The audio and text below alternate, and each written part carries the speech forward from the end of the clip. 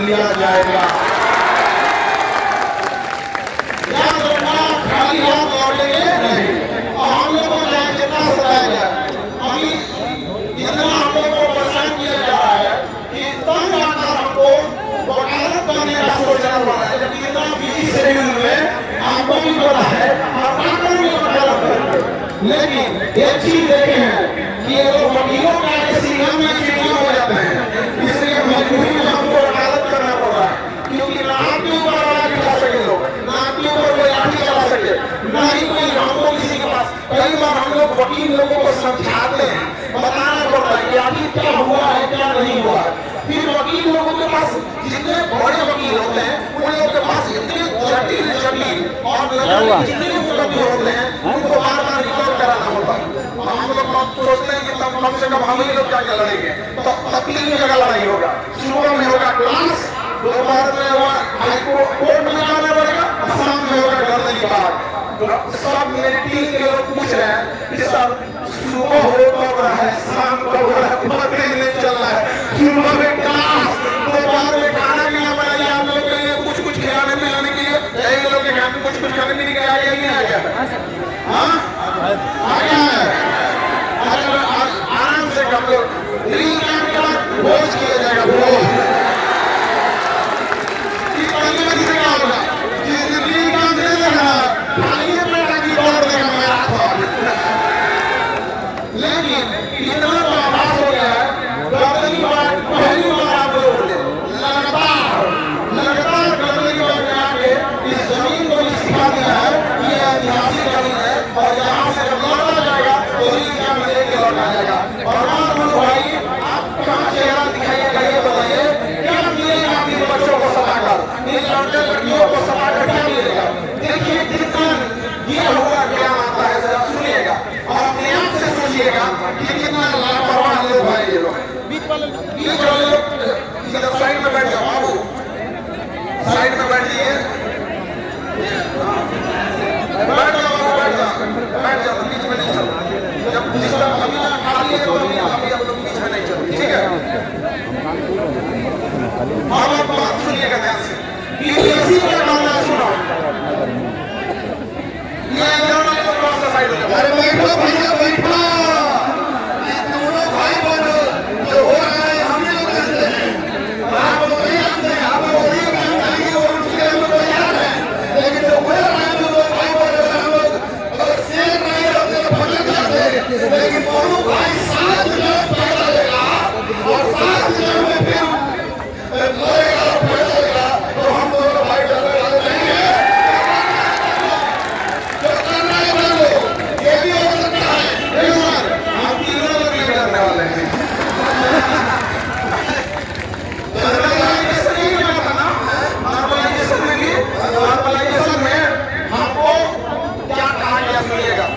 मनु भाई कह रहे हैं कि मेरा डिसीजन है, मैं अंतिम क्षण में भी चाहूँ तो नॉर्मलाइजेशन ले सकता हूँ, मैं इतना सक्षम हूँ। हे मनु भाई तुम मैट्रिक के एग्जाम लेने लायक नहीं है। नसीब फूटा है हम लोग का, मैदान तो घाटा पहलवान, नसीब फूटा है हम लोग का। इतना से अच्छा अंडमान निकोबार क्या होता है? अब सुनो अध्यक्ष का क्या कहना है कि एग्जाम फेल हुआ है। मीडिया ने पूछा कि कैसे मामले फेल होता है, तो कहा कि डीएम ने रिपोर्ट दिया है कि एग्जाम फेल होता है। मतलब तुम्हारे पास ऐसा कोई व्यवस्था नहीं है कि तुम पता कर सके कि एग्जाम फेल हुआ है या नहीं। जब बीपीएससी एक इंडिपेंडेंट है और वो पूछ रही है डीएम से, और डीएम क्या बताएगा? डीएम तो पूरी पैसा में आता है, वो क्या कहेगा? सरकार की डीएम कहेगा कि धंधी हुआ है। तो हमने पता करा कि भैया ये डीएम जो होते हैं ये कैसे बताएंगे कि एग्जाम फेल हुआ है कि नहीं? तो ये स्कूल के कंट्रोलर, एग्जाम कंट्रोलर और प्रिंसिपल के रिपोर्ट के भरोसे रहते हैं कि वो पढ़ लेगा कि डीएम साहब एग्जाम ठीक हुआ है, तो डीएम साहब मान लेंगे। डीएम साहब पढ़ लेंगे कि आयोग को एग्जाम फेल हुआ है तो वो मान लेंगे। यानी आपकी बीपीएससी की परीक्षा फेल हुई है या धांधली हुआ है, ये स्कूल के प्रिंसिपल पे डिपेंड कर रहा है। पढ़ने भाई पढ़, अरे जो स्कूल में धांधली हुआ होगा क्या कहेगा डीएम साहब? हमारी शक के भतीजा है, हमारे यहाँ धांधली हुआ है। नहीं बोलेगा कितना आसान की बात है कि एक इंडिपेंडेंट निकाय जिसका अध्यक्ष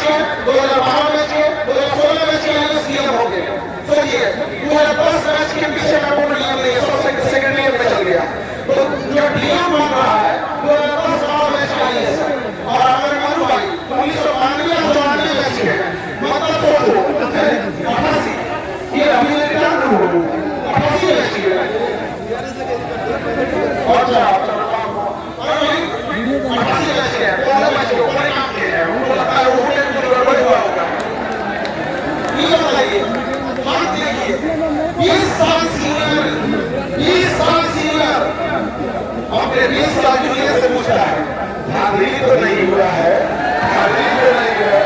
अरे दादा हो दादा, दही के मलाई चीरा, दही के मलाई चीरा, वोट ले पाएगा जिससे धांधली हुआ, उसको अपना लाश लगवाना है, वो जाएगा कि नहीं आएगा, कहाँ आ जाएगा?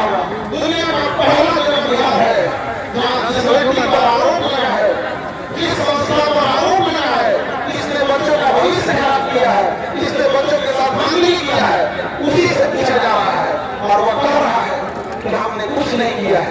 जाइए बेऊर जेल में, दिल्ली के तिहाड़ जेल में, किसी भी कैदी से पूछिए तुमने गलती किया है, कहेगा नहीं, हमने कुछ नहीं किया था। एग्जैक्ट वैसे जैसे बीपीएससी बोल रहा है, बोल रहा है कि नहीं बोल रहा है? नहीं बोल रहा है? एग्जैक्ट वैसे बताइए, बीपीएससी की बात माना जाए, बीपीएससी अभी हड़बड़ाहट में है और हमको लगता है कि जल्दबाजी में साइन कर देंगे, चले ना बड़ी सीमा से करके बच चले जाए। 2-3 दिन से हमको नहीं लग रहा है खाना पीना खा रहा होगा, ना हम सो पा रहे हैं ना उन लोग को सोने दे रहे हैं। हमारी लड़ाई बीपीएससी से है, हमारी लड़ाई किसी सरकार से नहीं है। कुछ लोग सवाल उठा रहे हैं कि आपका वो दिल्ली में क्लास चल रहा है, गर्दनी बाग दिल्ली में है क्या? प्रोटेस्ट गर्दनी बाग में हो रहा है, यहाँ जाके नहीं बंद है। अब दिल्ली का बच्चा नहीं आ सकता है तो उसको बच्चा पढ़ाने को शिक्षा का विरोध कर रहे हैं, शिक्षा का विरोध करने की जी पटना में बात कीजिए आप, उस प्रकार दिल्ली में चल रहा है, केरला में भी चल रहा है, छत्तीसगढ़ में भी चल रहा है। ये भाई साहब आपको दिल्ली का क्लास दिख गया, लेकिन अफसोस कि गर्दनी बाग के इस धूप में बैठे बच्चों का तकलीफ नहीं दिख रहा है। यही दुर्भाग्य की बात है हमारे लिए। कितने दिन तक छुपाएंगे हम लोग? याद रखा जाएगा यह दिन, याद रखिएगा। हम गर्दनी बाग से तो हमें हटाया जा सकता है, गर्दनी बाग से भेजा जा सकता है, लेकिन गर्दनी बाग से भेजा जा सकता है, लेकिन जब आप अधिकारी बन के जाइएगा तो आपको हमेशा याद रहेगी कि कितना आप लोगों को समय लिया है। कैमरा नीचे कर लीजिए ना जी, ये कौन है? नीचे कीजिए ना कैमरा, पीछे वाले को दिक्कत ना, खोपड़िया बना ना रखिएगा, नीचे रखो नीचे।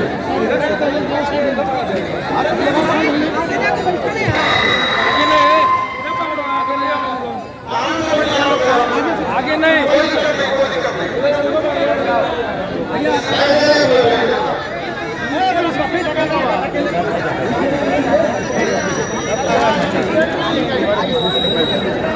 हड़बड़ी क्या है बीपीएससी को?